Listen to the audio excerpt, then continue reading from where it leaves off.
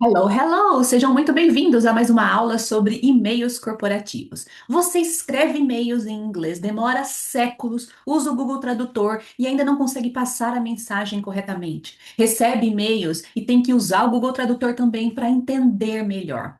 Para tudo, que esse vídeo é para você. Aqui você vai aprender em uma série com 8 vídeos como escrever e-mails corporativos em inglês com segurança e confiança.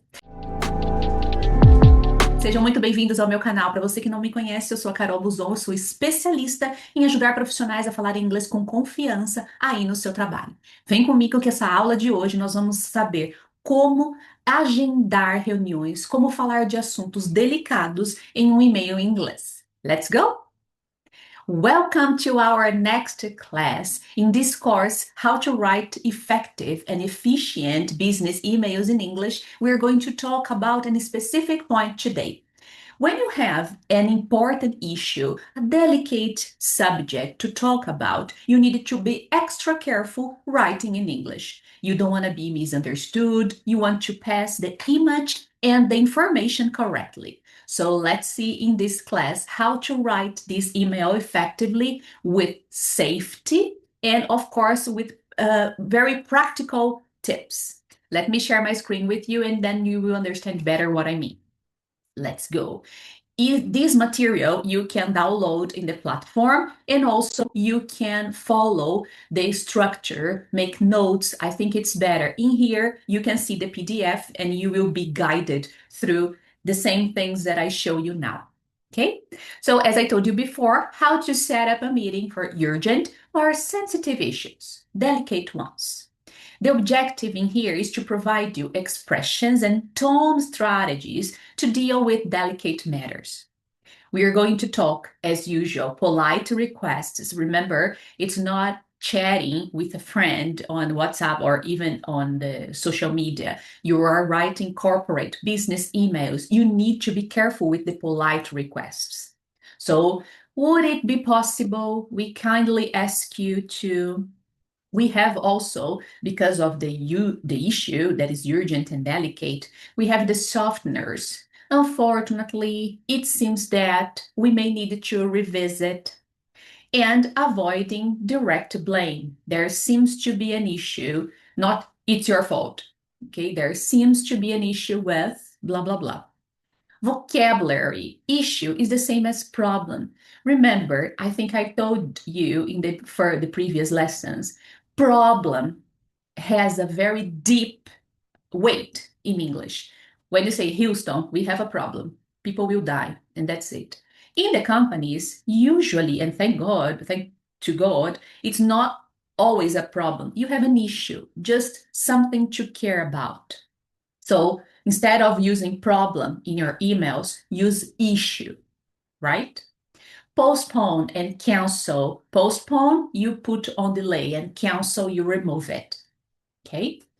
Examples. Unfortunately, we are experiencing a delay in delivery due to unforeseen circumstances. Very useful expression, sentence, using those sentences in here and expressions provided. We have some examples, and I think in here, especially in this course, the idea is to provide you some examples. You can copy the sentences and the layout, and next time you have a case similar to this one, you don't need to create from zero. You come here and you copy, you follow this layout. Look at email number 1. The subject, access limitation, temporary downtime.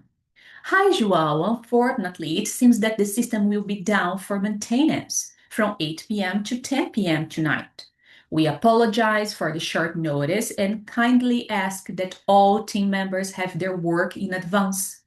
This action is necessary to address recent performance issues. Thanks for your understanding. Best, Marcela Cruz. Look at this layout. She starts the email, unfortunately. It seems that two words and expressions that can minimize the problems, the issues she is going to say. So she used those two strategically, right? Here, we apologize for the short notice and kindly ask that all team members save their work.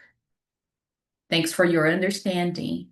I'm sure that if one day you needed to write an email, a warning email to talk about a problem, an issue, or something else, if you use those ones, and this one, it will be minimized. The gringos will understand you better. So, a great example in here, copy next time you have something similar. You will see the difference in feedbacks. Let's go to the second.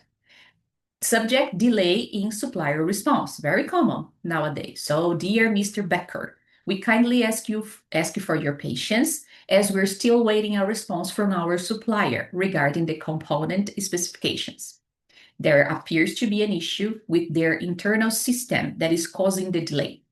In the meantime, we are exploring alternatives to avoid further impact on our timeline. Best regards, Lucas Oliveira. The same ones, very important and strategic in here. We kindly ask for your patience as we're still waiting a response. There appears to be an issue with blah, blah, blah, blah, blah, blah. In the meantime, we are exploring alternatives. Very polite, very kind, and not informal or too formal. This is the way people are supposed to write emails. Remember to use those expressions. You will see how gringos will respond you better. And the last example we have here, it's on sales, the subject contract renegotiation request. Dear Miss Hannah, we appreciate your continued trust in our service. However, due to rising costs, we may need to revisit the terms of our current agreement. Would it be possible to set up a meeting next week to discuss possible adjustments?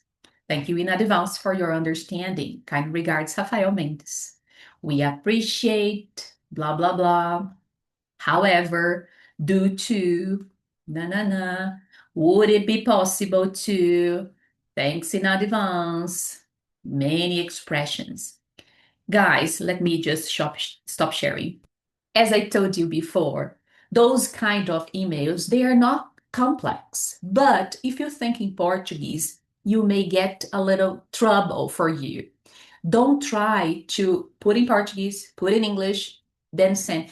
It's not a good alternative. Use those as examples. And when you have an issue similar to those ones, you can copy, you can use as a layout, you can model to your needs.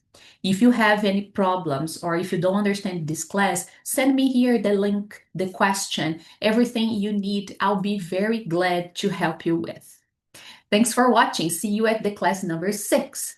We continue writing better emails to have a great impression of your English and, of course, minimize the time you spend writing emails in Google Tradutor. Forget it. Don't try to write in Portuguese and English because it will not be wise. Thanks for watching. See you at the next one. Caso você ainda não esteja inscrito no canal, por favor, ative o sininho, se inscreva, assim você recebe um alerta sobre os próximos vídeos dessa série. Escrever e-mails em inglês. Vamos otimizar o tempo e escrever e-mails efetivos. Thanks for watching. See you at the next class. Bye!